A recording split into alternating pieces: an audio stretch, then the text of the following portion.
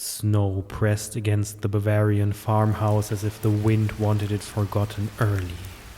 Inside, 6 people moved through familiar rooms, unaware that something else had begun learning their patterns. Keys disappeared, footprints arrived without leaving. Whispers drifted through rafters where no one lived. Each night the silence deepened as though the house waited for its own ending.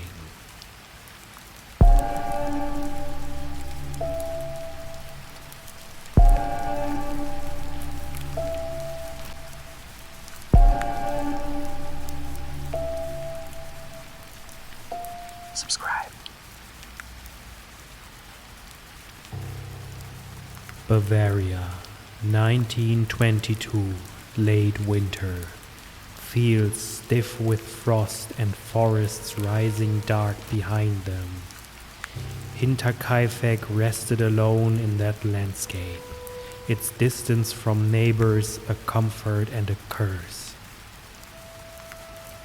Andreas Gruber kept the farm running with strict routines. Cecilia, steady beside him, moved through work that never changed with the seasons. Victoria held the heart of the household together. Though her past carried knots, the village rarely untangled.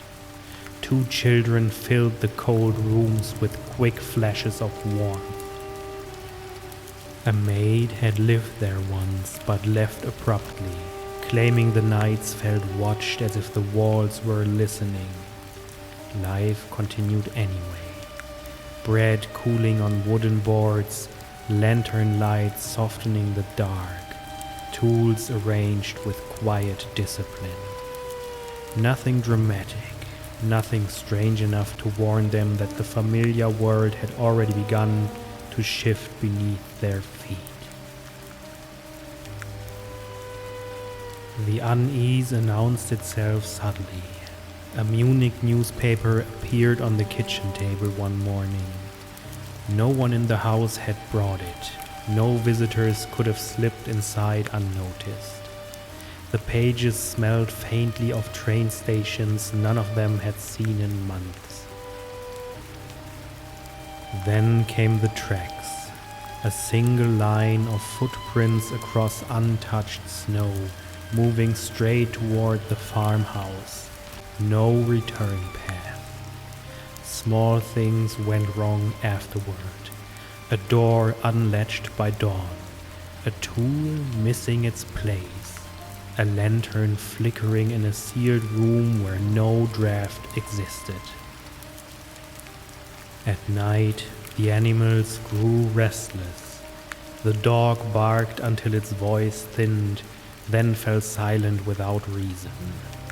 Cows shifted as though bracing for something they could sense but not see.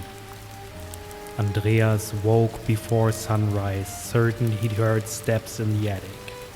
He climbed the ladder and found dust disturbed in odd patterns, as if someone had stood there only a moment before he arrived. The new maid joined the household on March 30th. She hesitated with each unpacked garment as if the air itself asked her to reconsider. That same evening, Victoria confided to a neighbor that the house felt different lately. Not threatening, just expectant.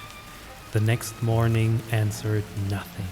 It simply arrived, quietly enough to unsettle the edges of the day.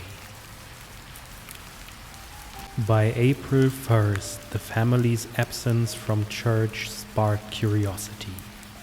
By April 2nd, mail collected at the door without being taken inside. By the 3rd day, the milkman reported a silent yard, and a barn filled with the echo of a dog no one came to calm.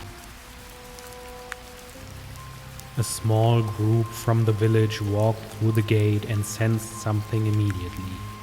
Not death, but activity. The chimney still held warm. Milk sloshed freshly in metal pails. Cattle were groomed, the dog had been tended. Food was missing from the pantry. not spoiled, but eaten. Someone had been living in the house after the family vanished. Only when they opened the barn did the truth reveal itself.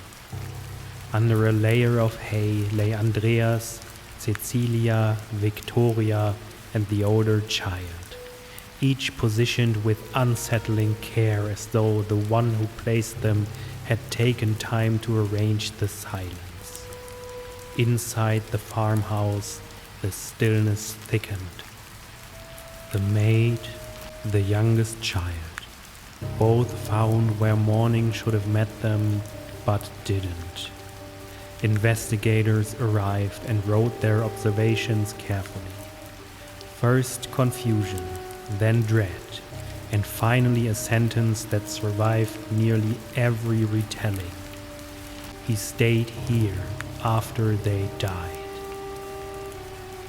Someone slept beneath their roof, ate at their table, fed their animals, and kept their fire alive. He lived on the farm as if the house had become his, once its owners were gone. In the days that followed, the farmhouse became a place people spoke of only in lowered voices. Not because the crime was unspeakable, though it was, but because every detail felt unfinished, as if the story itself refused to settle. Investigators wrote their notes, villagers whispered their versions, strangers brought their own shadow to the tale. Truth thinned and theories thickened in its place, each one reaching for the shape of a motive that kept slipping through their fingers. Some leaned toward passion, some toward hunger, some toward history, and one toward something much quieter. Some say it began with longing, a man whose heart wrapped itself around Victoria until affection strained into obsession. Old rumors, quiet resentments, a wound disguised as devotion. If this was the spark, the crime grew from emotion left unattended, a crack deepening until it finally split open. Others imagine a stranger, a man shaped more by weather than by conscience, moving from barn to barn in search of warmth.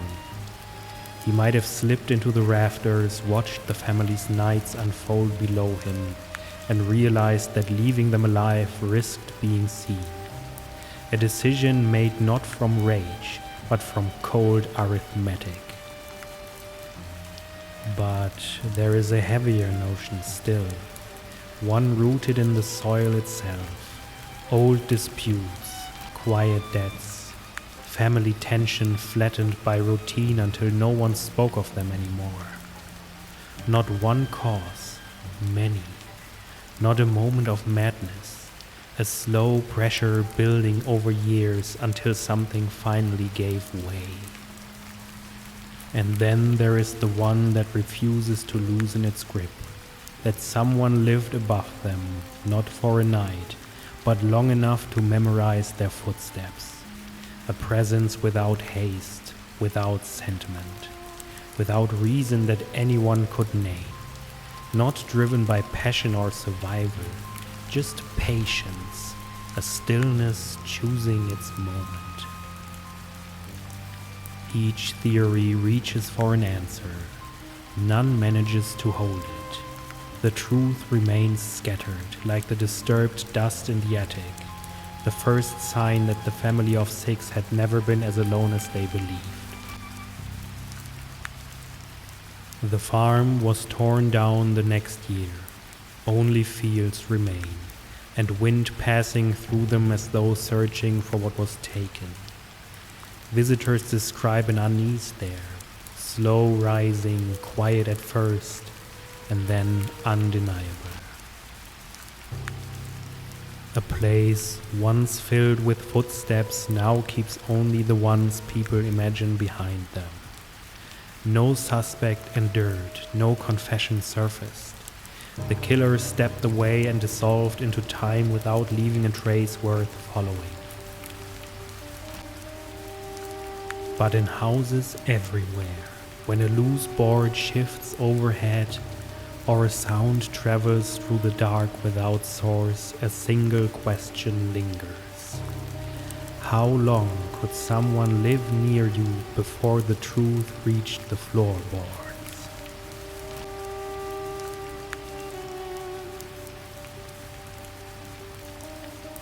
Like and subscribe.